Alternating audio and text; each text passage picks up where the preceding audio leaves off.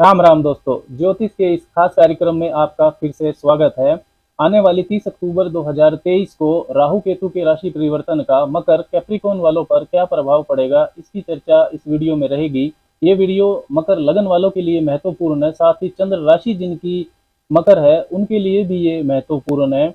Logically अगर देखा जाए तो चंद्र राशि जिनकी मकर है उनको राहु केतु का राशि परिवर्तन मानसिक रूप से ज्यादा प्रभावित करेगा, क्योंकि राहु और केतु चंद्रमा के ही नोड्स होते हैं। North node of moon Rahu को कहते हैं, south node of moon Ketu को कहते हैं।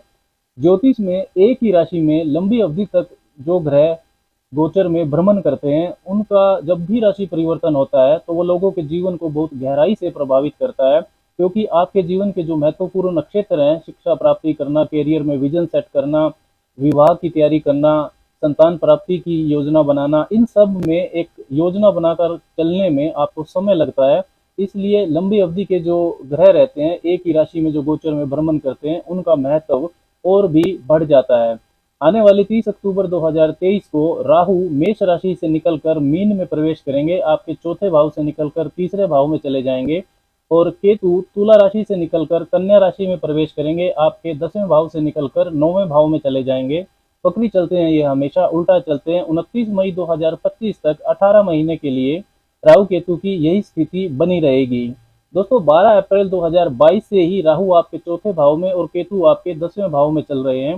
राहु केतु का चौथे और 10वें भाव में जो गोचर रहता है ये फायदा कम और नकारात्मक परिणाम ज्यादा देता है। आपके साथ भी ऐसा ही हुआ होगा। पिछले 15-16 महीनों से मानसिक शांति इसने भंग की, क्योंकि चौथा भाव सुख का भाव होता है, कंफर्ट का भाव होता है। चौथे भाव में बेचैन भ्रमित करने वाला ग्रह राहु जब गोचर करता है तो कितने भी सुख सुविधा के साधन आप जुटा लें, आपके मन में अनसिक्योरिटी, असंतुष्टि तो राहु देगा ही, क्योंकि राहु शनि की तरह ही फल देता है। शनि डर का कारक है, फियर का, लेकिन राहु अननेसेसरी फियर का कारक होता है, अज्ञात भय का कारक होता है।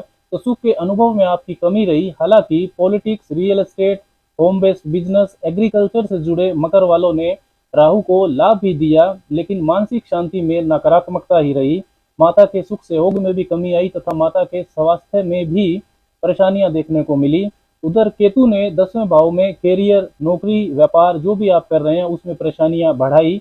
महत्वपूर्ण कार्यों में आपकी तरफ से लापरवाही रही।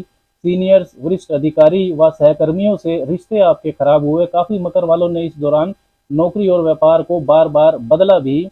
राहु की 5वीं दृष्टि आपके अष्टम भाव पर रही तो जो पैतृक संपत्ति का विवाद था वो ज्यादा उलझा। काफी मकर वालों को पैतृक संपत्ति का लाभ भी मिला, लेकिन काफी तनाव और परेशानियां देने के बाद मिला। इन लाज ससुराल पक्ष से आपके संबंध वो खराब हुए। धन के मामले में भी काफी उतार चढ़ाव राहु के इस प्रभाव ने दिया। राहु की 9वीं नीच दृष्टि आपके 12वें भाव पर गई, जिससे विदेश कार्यों से संबंधित काम बनते बनते अटके। फिजूल खर्ची आपकी बहुत ज्यादा बढ़ गई। गलत निवेश में भी आपका पैसा राहु के इस प्रभाव ने फंसाया। इसी वर्ष नेचुरल बेनिफिक, नैसर्गिक शुभ ग्रह बृहस्पति ने भी आपके चौथे भाव में गोचर किया। बृहस्पति आपको चौथे भाव से अपनी जो 3 दृष्टियां होती हैं उनसे संबंधित शुभता विशेष रूप से देना चाहते हैं, लेकिन बृहस्पति और राहु के साथ होने से चंडाल दोष का निर्माण हो गया, जिससे शुभता की जगह नकारात्मकता और भी बढ़ गई। चौथे भाव से बृहस्पति की 5वीं, 7वीं और 9वीं दृष्टियां जो 8वें, 10वें और 12वें भाव पर जा रही हैं, वहां वो अपनी शुभता नहीं दे पाए, क्योंकि राहु की भी चौथे भाव से 8वें, 10वें और 12वें भाव पर 5वीं, 7वीं और 9वीं दृष्टियां जाती है, जिससे उनसे संबंधित फलों में भी नकारात्मकता और बढ़ गई। लेकिन आने वाली 30 अक्टूबर को ये चंडाल दोष भंग हो रहा है। चौथा और 10वां भाव राहु केतु के दुष्प्रभाव से मुक्त हो जाएगा। राहु आपके चौथे भाव से निकलकर यानी कि मेष राशि से निकलकर मीन राशि में तीसरे भाव में चले जाएंगे, और केतु आपके 10वें भाव से निकलकर यानी तुला राशि से निकलकर कन्या राशि में 9वें भाव में चले जाएंगे। राहु के राशि परिवर्तन के बाद बृहस्पति आपके चौथे भाव में अकेले संचरण करेंगे, चंडाल दोष से मुक्त हो जाएंगे, जिससे माता से जो संबंध से हो गए वो आपका सुधरेगा, अच्छा हो जाएगा। माता के स्वास्थ्य में भी सुधार होगा। यदि आप घर बदलना चाहते हैं, नया बनाना चाहते हैं, घर में कोई मरम्मत करना चाहते हैं तो ये आप अब सब कर पाएंगे। लेकिन एक चीज़ को समझना यहाँ पर जरूरी है कि मकर वालों के लिए बृहस्पति, जो कि एक नैसर्गिक रूप से नेचुरली एक शुभ ग्रह है, लेकिन हाउस लॉर्डशिप से यहाँ पर बृहस्पति फंक्शनल मेलेफिक है, पापी ग्रह बन जाते हैं तीसरे और 12वें। दो अशुभ भावों के वो स्वामी हैं, तो जो आपकी मानसिक शांति है उस पर शुभता कम ही रहेगी। आपका स्वास्थ्य भी बृहस्पति परेशानी में डाल सकते हैं, विशेषकर जिन मकर वालों को पहले से मेटाबॉलिक डिसऑर्डर्स हैं, डायबिटीज है, हाई कोलेस्ट्रॉल है, चेस्ट कंजेशन है, उनकी परेशानी इस दौरान बढ़ सकती है। बृहस्पति की पांचवी दृष्टि अष्टम भाव पर जाएगी, तो जो पैतृक संपत्ति का विवाद है वो बड़े बुजुर्गों की मार्गदर्शन में अब हल हो सकता है, उसका लाभ आपको मिल सकता है। इन लाज के साथ आपके संबंध अच्छे हो जाएंगे, उनसे लाभ भी बढ़ेगा। ज्योतिष, तंत्र मंत्र, गुप्त विद्याएं, मिस्टिसिज्म, इन सब में आपकी रुचि बढ़ जाएगी। टैक्स से संबंधित कोई परेशानी अगर चल रही थी तो वो हल हो जाएगी। अचानक होने वाले जो उतार चढ़ाव हैं उनका सामना करने की हिम्मत आपके अंदर बृहस्पति बढ़ा देंगे। बृहस्पति की सातवीं दृष्टि दसवें भाव पर जाएगी, तो नौकरी या व्यापार में सकारात्मक प्रयास ये आपसे करवाएगी। स्थान परिवर्तन यदि आप करना चाहते हैं, जॉब चेंज करना चाहते हैं, व्यापार में कोई बदलाव या विस्तार करना चाहते हैं, तो अब आप कर पाएंगे। बृहस्पति की नौवीं स्वग्रही दृष्टि आपके 12वें भाव पर जाएगी, तो फिजूल खर्चों पर अब आपके नियंत्रण होगा। जरूरी खर्चे करेंगे आप, धर्म कर्म में आपका जो खर्चा है वो बढ़ जाएगा, दान धर्म में। विदेश संबंधी कार्यों में आपके लाभ बढ़ेगा। विदेश यात्रा के लिए, विदेश में स्थायित्व के लिए, फॉरेन सेटलमेंट के लिए यदि कोई बाधा आ रही थी तो उस पर बृहस्पति का प्रभाव शुभ रहेगा, वो दूर हो जाएगी। आध्यात्मिक विकास में भी बृहस्पति का ये प्रभाव आपकी काफी मदद करेगा। राहु आपके तीसरे भाव में चले जाएंगे, तो तीसरा भाव होता है आपके साहस का, पराक्रम का, आपके करेज का, आपकी मेहनत करने की अक्षमता का। छोटे भाई बहन, नजदीकी मित्र, छोटी यात्राएं, ये सब भी तीसरे भाव से देखा जाता है।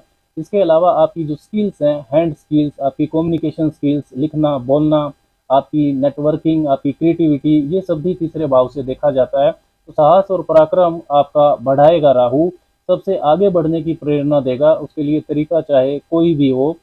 शनि की चल रही साढ़े साती के कारण जो आत्मविश्वास आपका कमजोर हो रहा है वो अब बढ़ने लगेगा।